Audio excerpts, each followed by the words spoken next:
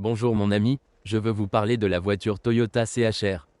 Jusqu'en 2020, deux sources d'entraînement étaient proposées dans le CHR. Le moteur essence 1.2 turbo de base est une conception propre à Toyota, qui bénéficie de bonnes critiques.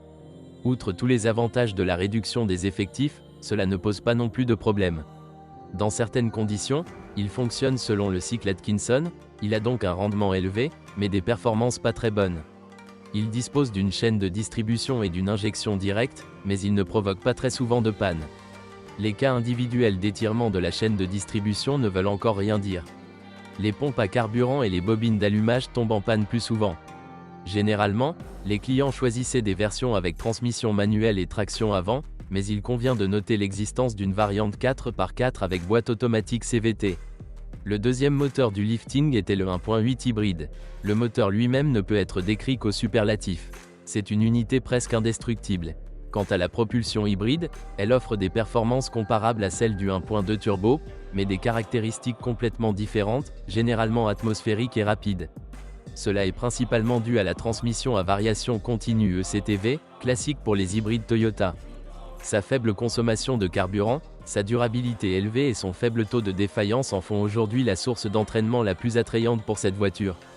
À partir de 2020, une variante 2.0 hybride à injection directe est apparue, mais le moteur essence classique a disparu.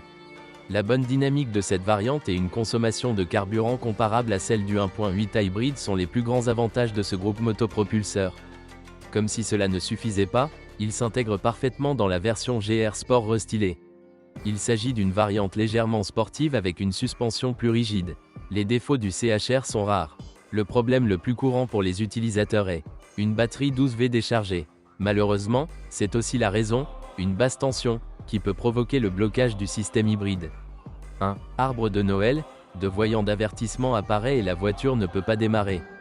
Défaut typique du Toyota CHR, défaut mineur d'équipement et électrique, par exemple système de sécurité, frein de stationnement électrique. Batterie 12V déchargée, message d'erreur hybride, défaut dans les bobines d'allumage et les pompes à carburant du moteur 1.2 turbo. Cognement des amortisseurs, que rechercher? Version hybride 1.8. Ce qu'il faut éviter? Version 1.2 turbo à kilométrage élevé, il peut s'agir de voitures de flotte. Merci de m'avoir écouté, n'oubliez pas de vous abonner à la chaîne et de noter ma vidéo. Si vous connaissez des problèmes avec cette voiture que je n'ai pas mentionné, assurez-vous de les écrire dans les commentaires.